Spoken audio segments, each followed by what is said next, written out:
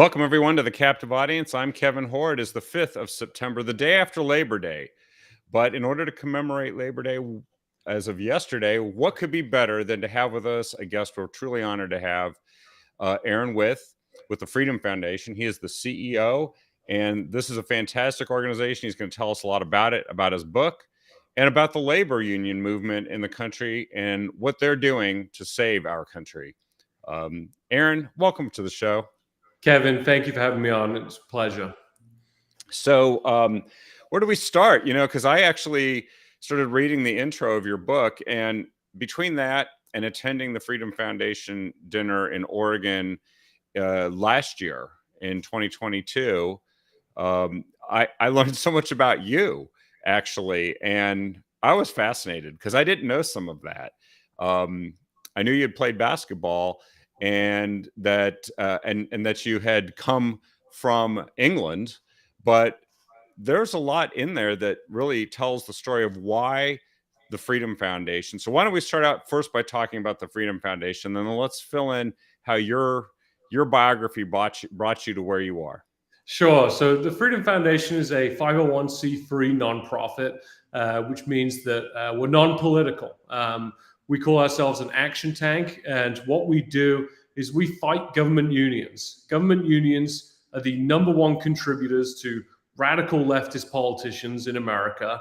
But the scandal of that is that they're taking this money from teachers and state workers and county workers and city employees and all the rest of it, and they're funneling it into liberal politicians' campaign coffers. This doesn't represent the best interests of the people that they're taking the money from. It represents the union boss's best interest. So what the Freedom Foundation exists to do is put the power back in the hand of people and out of the hands of a few radical union bosses.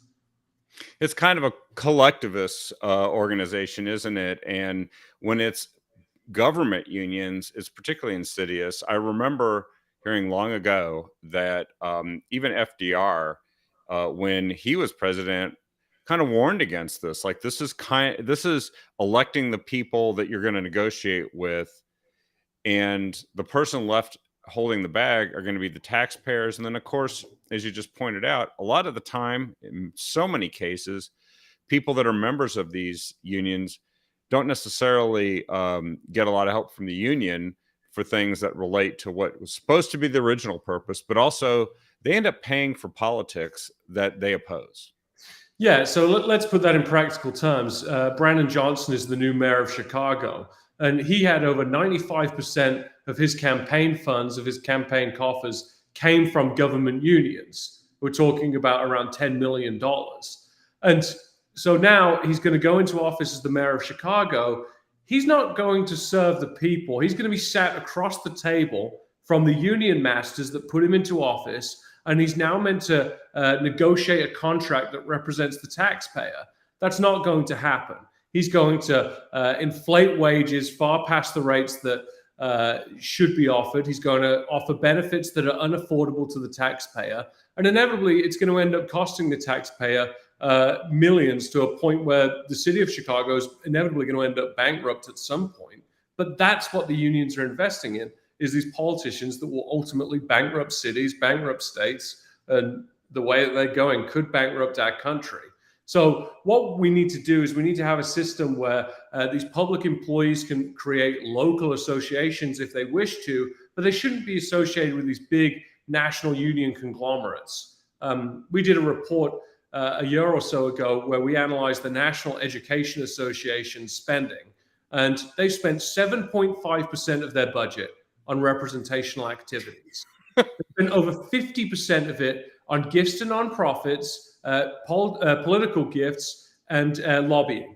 Their number one goal is a political organization. It is not to represent teachers. Is that, now we had a question on our show last night from somebody who, when we were mentioning that you'd be on tonight, they said, what percentage of the dues that people pay end up funding political activity? And would it be that 50% potentially? Yeah, for most of the national unions, yeah, it's over 50% of their budget is either going to gifts to nonprofits, political gifts, or lobbying expenses. But that's their priorities. Their priorities aren't to represent the members. They have no need for that.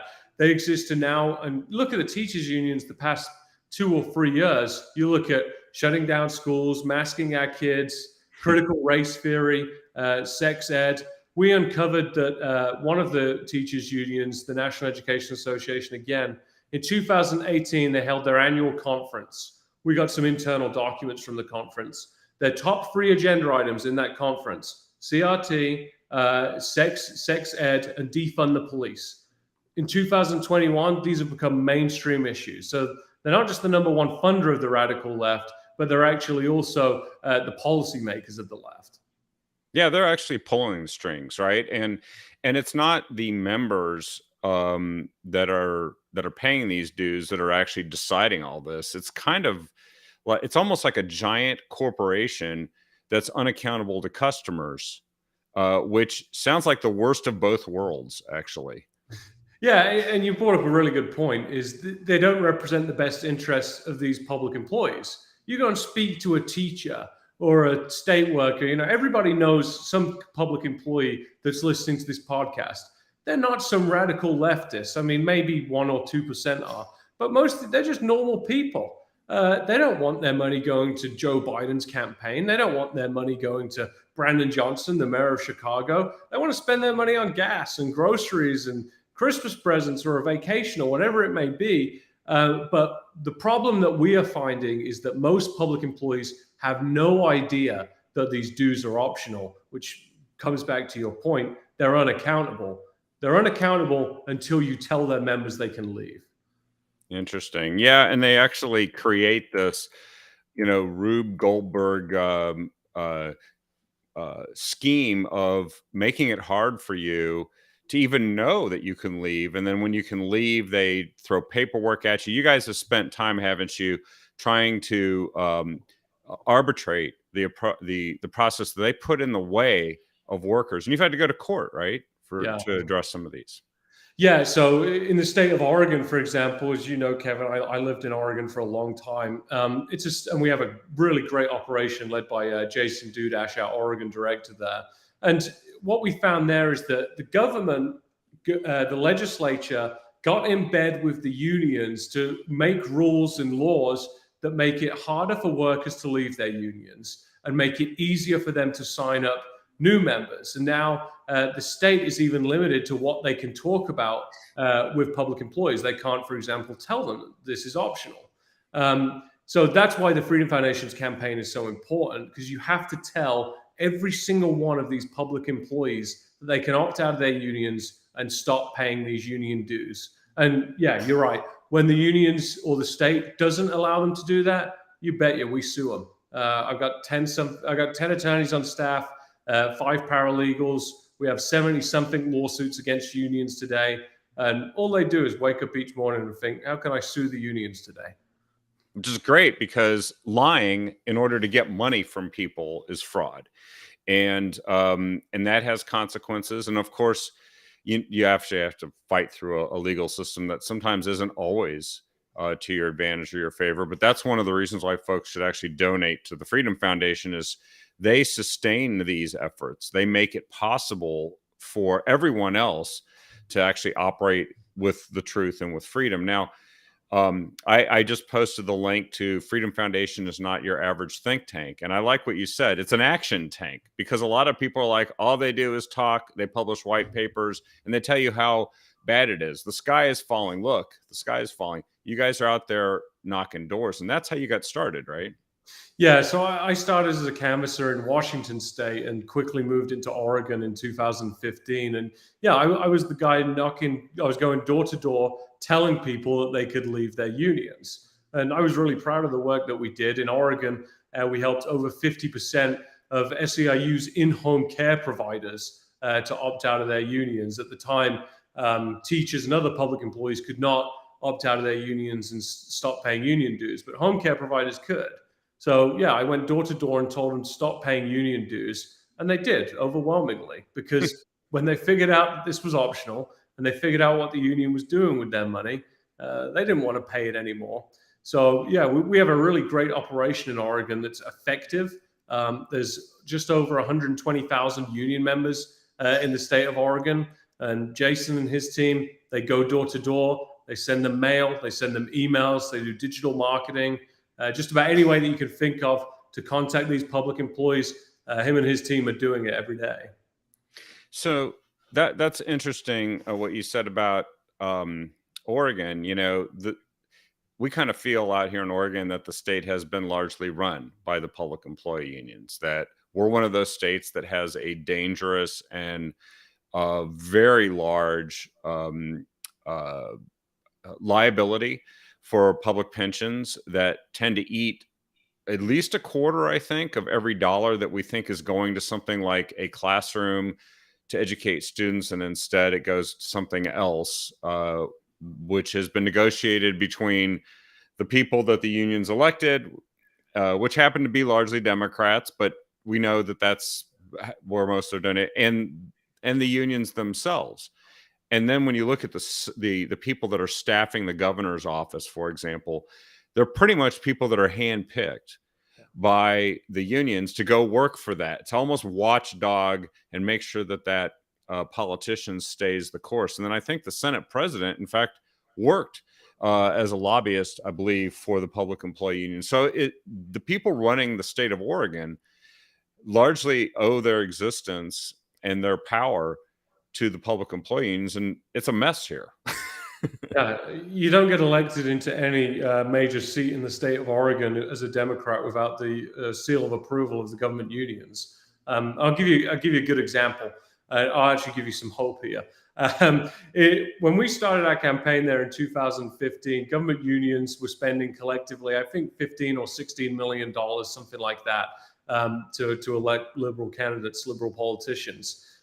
As we've been operating our campaign to tell all these people to leave, union revenues have gone down. And not only at that time were they spending money locally, they were actually sending money from Oregon to other states to go and elect liberals as well. Wow. So what we've now seen is that unions' revenues have gone down so much in the state of Oregon that they firstly stopped sending money to the national unions, which is good news. It means that Oregonians aren't paying for Georgia Senate runoff races, for example. Yeah. But what we've also started to see is the political spending locally has decreased over 70% during that time frame. And the best articulation of this is during the governor's race last election cycle when Kotek was campaigning. SEIU did a victory lap because they gave her a check for $1 million. It was like, we're making a significant investment in Oregon's future. What Melissa Unger, who's the president of the local SEIU in Oregon, didn't say was that this check didn't come from SEIU 503, which is the local. They couldn't afford to do that. So they got money from out-of-state unions from the SEIU national to come into the state of Oregon. So even though it's not good news that SEIU is still spending all this money in the state of Oregon, it's good news that locally their spending has been limited by the membership drops. So now what I tell people is that we need to continue hitting these guys in Oregon, but we also have to hit them in California, in Washington State, in Illinois, in New York, and New Jersey, all these other big liberal states with high union membership. We have to replicate what we've done in Oregon everywhere. So I seem to remember from the dinner last year that there was a significant, was it 40% reduction in the money that they were taking in at the in the state of Oregon, public employee unions? Yeah, so the public employee unions differ. The highest is amongst state employees, and over a third of the state employees in Oregon no longer pay union dues to the SEIU. It's something like 20% of teachers now no longer pay union dues to the teachers union. So we're starting to see these massive declines. In fact, it's some of the biggest declines in America proportionally over the last 5 years has happened in Oregon because of the campaign that we've been running there. Wow. To think that Oregon could actually give hope to the rest of the country that they could actually confront this and defeat it. By the way, so I got your book yesterday. And so Aaron has a book. It's called Freedom is the Foundation. which I love that kind of play on the words Freedom Foundation, because you explain it in this book. Let me go ahead and I can display that here. That's the book, and of course you got Mike Huckabee there providing a quote on the cover. Also, I know if I go within the book a little bit, there's quotes from Nigel Farage, who is the guy who really helped trigger Brexit. And this is a good lead in to what the book is about. But also, I was pretty impressed with learning more about you from this, because everybody kind of goes through this process of where they didn't maybe pay much attention to politics, and then they somehow they come across an opportunity where it becomes important. And I can only imagine how proud Nigel is of you, because, of course, he's fought a very tough fight. They've been trying to debank him, actually, in the UK, and we've talked about that on our show a number of times. But in the introduction, you talked about your experiences growing up and why this just kind of came together. You came to the United States to play basketball, and then but you came from a city, Birmingham, that was, as you said, where industry died, but also a land of socialism. And you talk about what that meant and how that really informed your experiences when you came to the United States. And then somehow, by chance, your best friend at Corbin University, where you came to play basketball, turned out to be Tom McCabe's son. Uh, you said the Lord is actually got a plan for you. You figured that out. What better evidence could there be than that? I know, I know. I look at my whole life, and it's a series of events that God designed to put me exactly where I am today. Yeah, I came over from Birmingham, England. I grew up pretty much in poverty in the UK, and made my way over here on a basketball scholarship. Being able to be half decent at basketball was my saving grace. Certainly nothing to write a book about, but it got me over here. But I realized pretty quickly that America was the land of opportunity. And then I figured out why. It was because of capitalism. It was because of the conservative values that I hold. And then I saw the left and government unions starting to attack those very foundations and start to want to turn America into England. And I basically just decided at that time that I wasn't going to stand for that, and that I was going to fight. And the way that you fight is you remove the influence of government unions from politics. Like I said, you put the power back in the hands of people and out of the hands of a few radical union bosses. So, yeah, ironically, at that time, I was roomed with my still best friend, Joey McCabe, and his dad is Tom McCabe, and Tom is my predecessor, the former CEO of the Freedom Foundation. So he brought me on as an intern in 2015, like I said, going door to door. And then 6 years later, I through various promotions, etc., was named the CEO. So I tell people, yeah, it's a nonprofit, but I'm living my version of the American dream. But I'm not gonna just roll over and let this country turn over into England. I'm gonna fight, and the way that you do that is by fighting these unions. Yeah, I think the way you explained it is as much as people can be down about how the liberal politics of different states, particularly blue states like Oregon, you found it to still, relative to where you had come from, to be the land of freedom and opportunity. Like, you could see something, and this often happens with somebody who emigrates to the United States. They can see what's great about the country more so than the people who were born here, maybe blind to it. And then you also talked about how there's time to save it. There are people who understand this, that will work hard to do it, that they're not going to. And you rose in kind of a meritocracy Yeah, in this fight to save the country. And you spell it out in the conclusion. It's no less than a battle for the survival of the country as we know it. yeah, And I thought it was interesting how you compared a very typical example that we talk about now, which is we talk about uh, the student loans, right? And how they're going to we've heard Bernie Sanders first promoted this idea, which was a wacky socialist idea. Then Joe Biden's talking about it, and their polling says maybe they can go ahead and get some younger folks to vote for them if they just give them a bunch of free money by canceling their debt. And I thought it was very interesting, the example you gave here. It's like, this is what socialism does to kill incentive and to essentially leave you kind of, dead and unmotivated, Yeah. which is that they would take, they would give people loans for school, and then they would say you wouldn't have to pay them back if you earn more than X amount of money. So no one wants to get a lucrative job because they don't want to pay back the loans. Yeah, It's insane.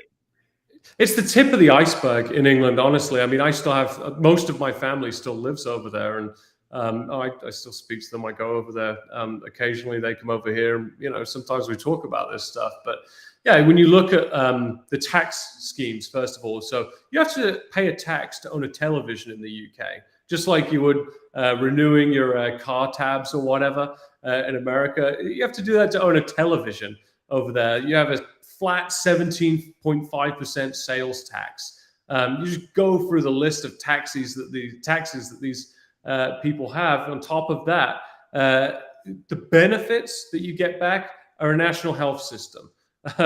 You get this student loan system, which I briefly thought about going to university in the UK. Thank God I didn't. But yeah, that was one of the things that I spoke about with my school counselor at the time when we're looking at career options was, well, yeah, you can go to university. I'm like, well, I don't really want to get tens of thousands of pounds in debt to then, have to pay that back for what? What's the benefit to me? And I remember her telling me, well, you only have to pay that back if you earn over, I think it was £30,000 at the time. I'm sure it's maybe more now. So as long as you stay below that, then you won't ever have to pay it back. And I just remember thinking that, this government school, there's this government scheme out there that basically exists to keep people in poverty. And it's completely ridiculous. Like I said, it's the tip of the iceberg, but yeah, these are the things that they want to bring over to the US, and we must prevent that from happening. Yeah, and you've seen what it's done to the UK. I mean, you did talk in, I forget, in one of the chapters when I was going through and trying to get a sense of the different chapters in the book. You did mention that there was a revival thanks to Margaret Thatcher, because in the 60s and 70s, that was the path that Britain was on, and you were concerned that's the path that the United States might be heading down if we don't take action. But at the same time, she did help, but it's really hard to get out of socialism, right? What you mean? Yeah, not just that. Thatcher did amazing things for the UK, but the way I describe it in terms of the UK's timeline is it was going down, down, down, and then we had 11 years, I think, of Margaret Thatcher, where she started to bring it back up, but it just went straight down to hell right afterwards. And it's continuing right down that route as well. So, yeah, same in America. I don't think anybody can look at the direction of the country today and say it's a positive one. So yeah, we need to get wins on the way, and we need to turn the country back around. And again, I believe that the way that you do that is you remove the funding mechanism of the biggest contributors and the biggest policymakers of the radical left, government unions. Let me put it a different way. I don't see a path to prosperity that doesn't involve removing their influence from politics. Yeah. Yep. And you addressed that in the conclusion. And one of the things I really liked also that you put into the conclusion was you had this quote that, we've all heard. And it's important to remember these statements, but it's been said to us before. It's the quote from President Ronald Reagan, where he said, "Freedom is never more than one generation away from becoming extinct. We didn't pass it to our children in our bloodstream. It must be fought for, protected, and handed on for them to do the same. Or one day we will spend our sunset years telling our children and our children's children what it was like in the United States where men were free." And I've heard that many times. I heard it the first time I think he gave that in a speech, but it resonates. And it's interesting because it resonates through you. Mhm. which I don't think you probably have any memory of Ronald Reagan to speak of. But we're talking about this here today because you're doing what he said. Well, I appreciate that, Kevin, and I definitely aspire to make people like President Reagan's legacy, proud and continue that on. But yeah, what he said was right. And the part to expand on what I think he was saying, being fought for and protected. I mean, you can of course look at Reagan's presidency and think about how he and the United States were literally fighting for it. Yeah. During that time. But I think he also meant domestically. I mean, he went through it with the unions as well. I mean, he got into a massive dispute with the air traffic controllers union during his presidency, and he didn't back down there. And one of his other quotes that I'm going to completely butcher is communism does exist today in America in government unions. And then the other example he used was HOAs, which is absolutely correct as well. Yeah, everybody detests HOAs, that's for sure. But yeah, the point is you got to fight, and the best way that I think that we can do that is by fighting these government unions, because these people are nasty. You look at Randy Weingarten and the American Federation of Teachers. What they did to our schools was completely despicable during COVID. Not just their education, but their mental health, and they did it all while trying to pursue a political agenda that benefited them. It's completely wrong. Yeah, and we also had a president and a department, CDC and Department of Human Services that colluded with the public and then lied about it until we actually, I forget which organization uncovered it, but got the actual correspondence, the letters that were sent back and forth. So that's how powerful they are. They actually have control of our children. Yeah. And so that's why this is, as you put it, I think kind of a life and death struggle for the country. If we're serious about this, if we're serious about making sure that future generations, and you put this in a very personal context. That's what I really liked about the way you kind of put parentheses on your book with the introduction and the conclusion. Is you talked personally about, you started a family. You talked about how you went to to your swearing in to become a U.S. citizen. And congratulations! I didn't know when it happened, but it sounded like you showed up that day, and instead of having one of these events with fanfare, it's like, thanks to COVID, it's like, okay, you passed the test.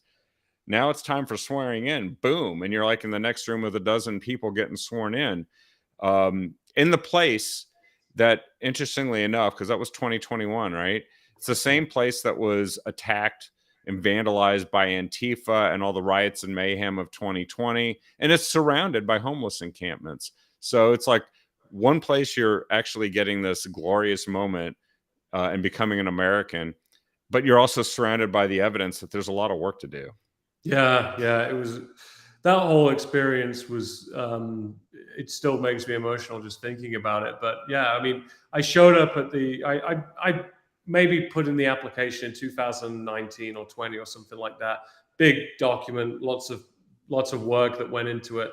And yeah, in 2021, they got back to me and said, you've got an interview appointment where you have to do the test. You've got to do an interview, and they basically decide that day whether you're going to be let in or not as a citizen. I was a green card holder at the time, and yeah, I go into the test, and one of the questions was what was being fought against in the Cold War, and of course the answer was communism.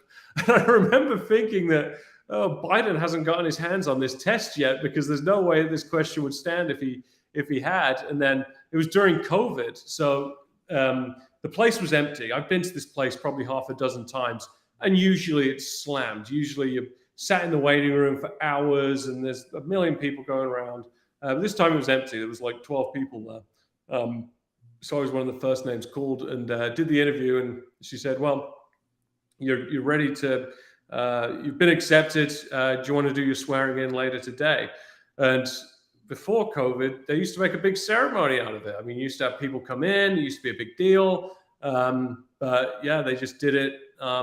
Me and the 10 of the 12 of the people or so were sworn in that day.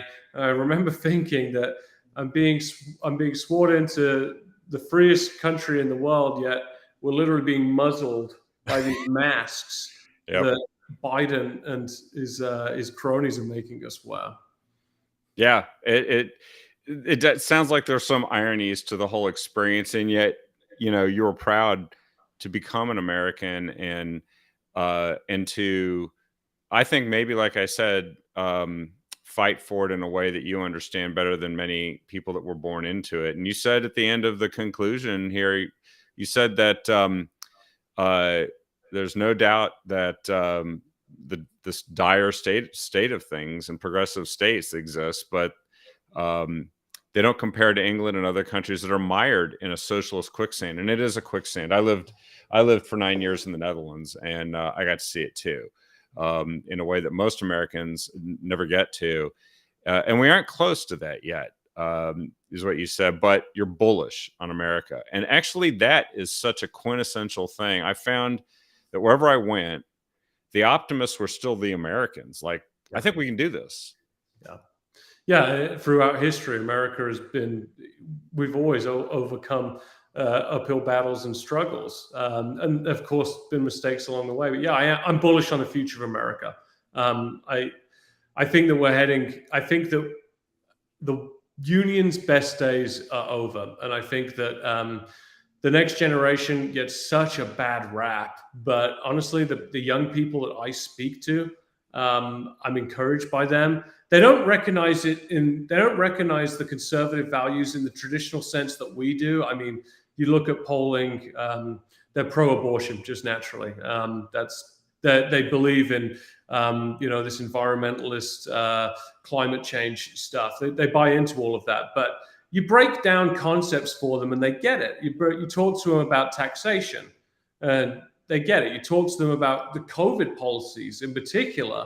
They saw that as overreach from the government. So they're never going to be the single issue voters that traditional conservatives tend to be. But I'm bullish that they see things in a way that we don't give them credit for. And I think that that's going to play out over time as well. But yeah, I think the more that we can continue to dwindle union membership in America and put the power back in the hands of people, the better off we're going to be. You look at the last presidential election, for example, and where the unions spent their money, those states, Wisconsin, Michigan, Pennsylvania, those kinds of states, if you can if you can get the money out of those states from the unions, you can start to see elections turn in a different direction. That is very well said. Actually, one of the things that occurred that gave me hope for younger folks being able to see through sort of the lie of socialism was the battle over in Portland over whether they were going to be allowed to have Uber. Do you remember when that first happened? And it was like, and it was clear that what younger people wanted was they wanted the freedom to decide for themselves how they were going to get around, and they also wanted the freedom to go and work for a company that allowed them to make money whenever they had time doing that job. And it won. In that case, freedom won. And I think that's fundamentally what they want. That's what humans want once they recognize it, don't they? Yeah, yeah, absolutely. Yeah, they want to be they want to have prosperity, and yeah, in some ways they want to rebel against their parents or whatever. But yeah, mostly I think that they want freedom, they want prosperity. Maybe they're more libertarian in their thinking, but yeah. Anyway, I'm bullish. I'm bullish on the future of America. And you work at the Freedom Foundation. I've got 60 something employees here now, and you just go around our offices and speak with these people. I mean, they're mostly younger people, full of optimism, and you're amazed to hear their stories about how they ended up at the Freedom Foundation. I mean, I'm just one of 60 something stories, but you go through our staff, and it's really encouraging to speak to those people. So one other thing about your book, so the chapters you kind of walk through how you went door to door for freedom, and that really actually changed you and made you kind of a strong advocate for something because you had that experience, right? Um, you talk about the influences: Calvin Coolidge, Ronald Reagan, Scott Walker, Yeah, Wisconsin, we just talked about, and then you note in chapter 3 the beginning of the end. Janus versus AFSCME. And it's funny because we've had on our show some months ago, Rebecca Friedrichs, who tells sort of the prequel story to that, where she was one of 10 teachers in California that took on the California Teachers Association. That case failed because of the death of Antonin Scalia, whose vote no longer counted, which would have ruled in their favor. However, it did lay the groundwork for this beginning of the end. So why don't you kind of summarize a little bit about what people will learn by reading through and taking in these different chapters and stories that you share? Yeah, so one of the reasons I wrote the book was because a friend of mine, a donor, basically said, Aaron, you have to document this fight because no one else is going to do it. No one else is going to put it in a way that everyday people will understand. For one, I'm not a policy nerd. You can see I speak in 30,000 foot terms and not in the weeds. So yeah, he said you have to document it and you have to show it to people because they have no idea of this fight. So that's really the reason that I wrote it. But yeah, I document some of the fights, and one of them is Janus v. AFSCME. And what Janus did is Janus made it so it was in 2018, so public employees weren't forced to pay union dues before. Prior to 2018, you could opt out of your union in what we call non-right to work states, but you had to pay union dues. So Oregon was, of course, one of those states. So when the US Supreme Court decided Janus v. AFSCME, they said, okay, you can't compel people to pay union dues because it's political speech. You are forcing people to give money to you, a union, and you, the unions, are entirely a political entity. And this comes from years of court cases, mainly litigated by our friends at National Right to Work. And they basically built up to this point. And it's not, that is the start of the end, like I said. Now the next steps, you have to tell every public employee in America that these rights exist. And you have to double down, actually, on the litigation. One of the cases that we're working on, one of the cases that National Right to Work is working on as well, is the idea of exclusive representation. We have to make it in America so that these unions have to compete with other unions or associations. So if you're a public employee in the state of Oregon today, you pay union dues, you are forced to be represented by a union. You don't have to pay dues, but they represent you in grievance and disputes of your employer. They represent you in contract negotiations. We want to make it so these public employees no longer have to do that. If they want to negotiate their own contract, they're free to do so. If they want to join a competing union, they should be free to do so.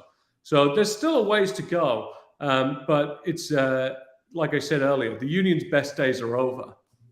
That's interesting. So it's like it's a case that could result potentially in a free market for being able to negotiate on contracts, and that would start to put pressure on that 50% that goes to politics and the 7.5% that goes to representation. Somebody who can give you a better deal by giving you more representation might attract people away from the union that doesn't want to bother doing that. And then, of course, as you said, you can negotiate on your own behalf.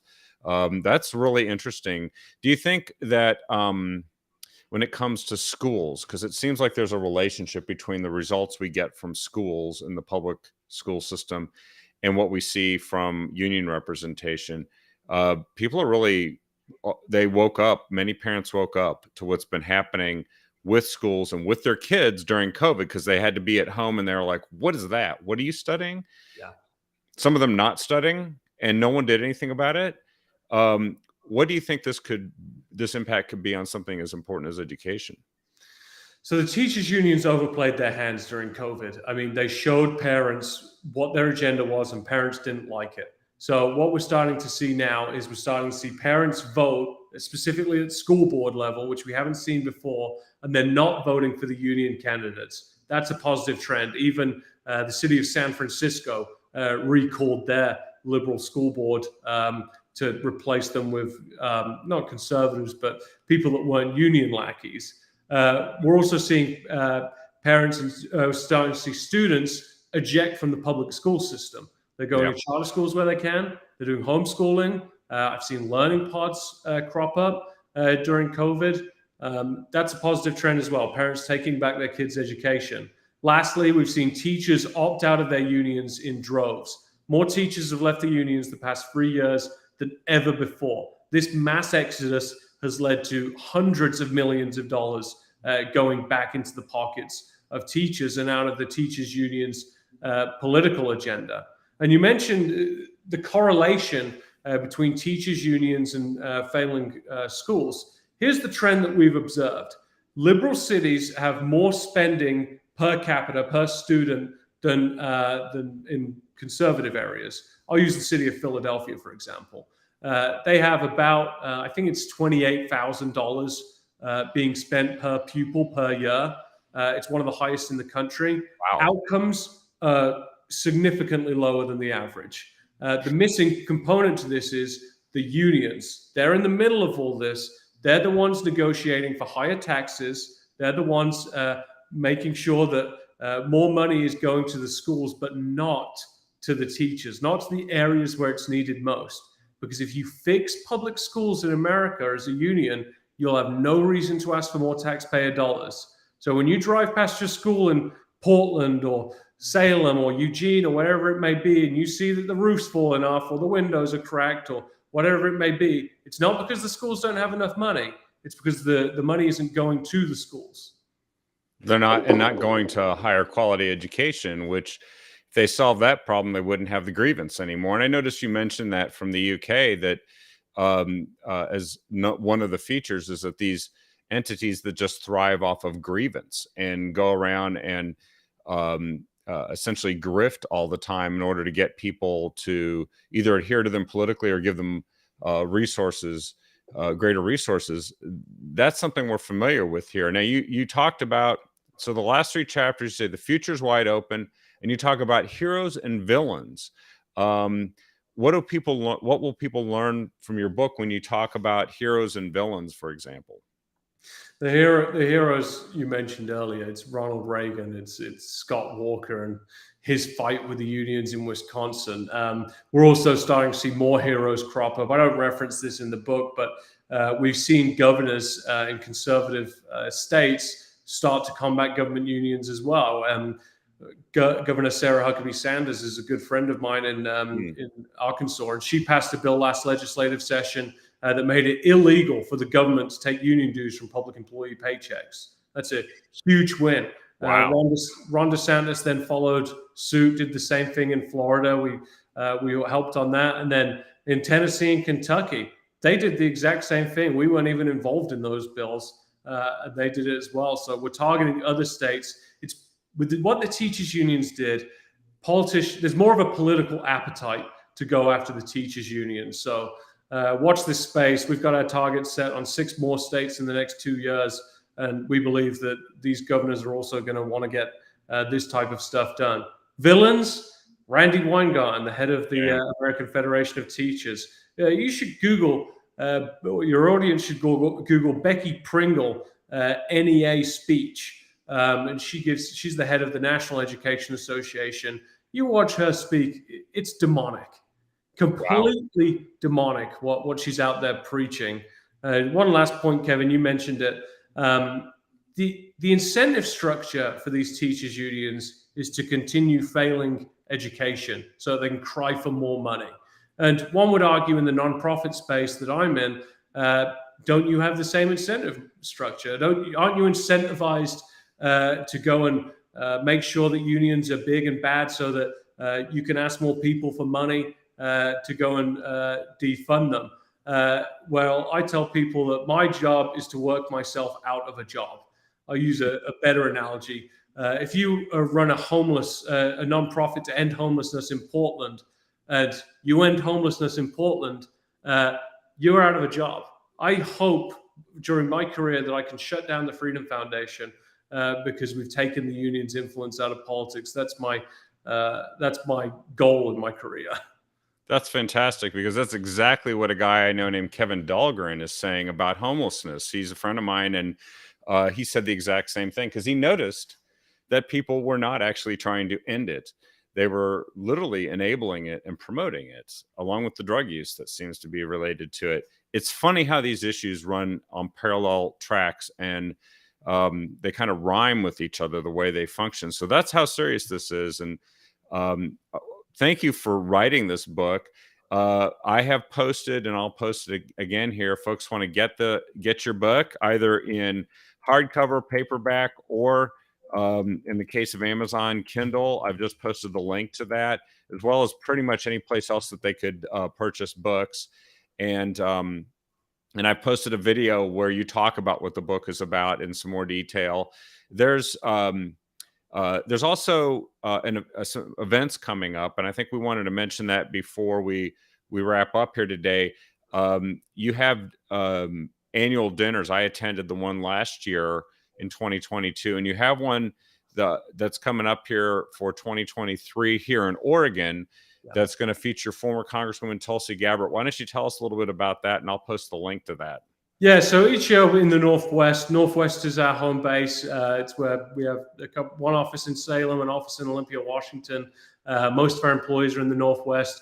So we do these annual events for our supporters, and I encourage all the people listening to this to buy tickets at freedomfoundation.com. And there's an event drop page that you can buy tickets there at.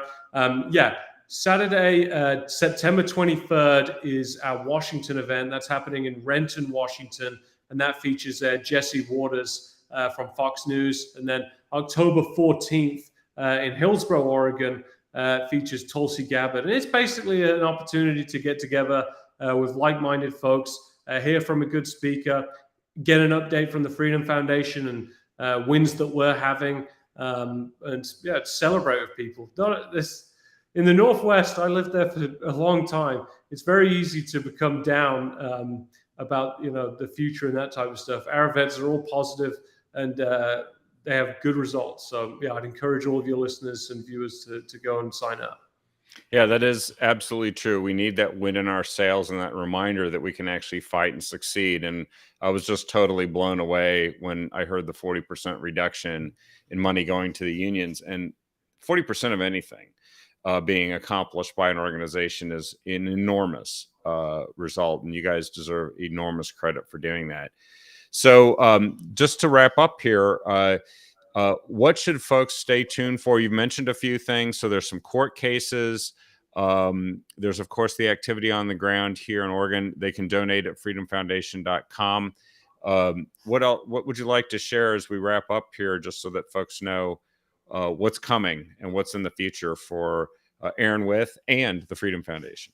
Well, for the future of the Freedom Foundation, we're going to continue to hammer these unions. And like I said, my goal inevitably is to put the power back in the hands of people and out of these politicians. And we're seeing that every day. So our campaigns are going to get bigger, bolder in the Northwest and beyond. We now do outreach in all 50 states, and we're going to continue to do that as well. Litigation-wise, hopefully the U.S. Supreme Court is going to take one of our cases in the next couple of years, and we're going to have another national setting case. We're also doing a lot of legislative work in red states, in states that will go out and pass legislation favorable to us. And then the last thing I'll say is we're doing a lot of decertification work now as well. This is a really nuanced issue, but to give you just the basics of it, a lot of unions in Oregon and throughout the country, they're associated with these big national union conglomerates. So what we're trying to do is create local associations, and we're attempting to have votes locally amongst union members to get rid of the national union and replace them with our association. So if you stay tuned to Freedom Foundation's emails and sign up at freedomfoundation.com, we'll have a big announcement of one of the largest school districts in America that we are targeting for a decertification vote. It would be, if successful, it would be the biggest decertification in American history. So keep your eyes peeled for that. It's kind of like the concept of government, right? That's closer to you, that you control, instead of some faraway corporate or national entity that doesn't care about you, that you can hold them accountable and make sure they represent you. That's fantastic. Well, thank you for sharing that. Thank you again for being here tonight. This has been an incredible way to commemorate and celebrate Labor Day, which is freedom. And again, everybody take a look at Aaron's book with the It's over here on the left-hand side. Freedom is the Foundation. You can find it on Amazon and other places that you can purchase books. And please go to freedomfoundation.com. Take a look, sign up for their email newsletter, and do consider donating, because that's what powers this effort. Thank you so much, Aaron, for joining us here tonight. Good luck with everything, and we'll look forward to hearing more of the story of the Freedom Foundation, and as well your pursuits in the future. Thank you so much, Kevin. Appreciate you being in this fight. Thank you for all you do. And everybody, please share the show with everyone you can. I put in the comments a link to Opt Out Today, which you can get to from the Freedom Foundation website. If you have friends, neighbors, relatives elsewhere in the country, everyone can have freedom if they click on that and escape the public employee unions. Thanks, everyone. Have a great night. We'll be back tomorrow night with another episode of The Captive Audience with Sunny Danforth and Don. And we will see you then. Have a great night.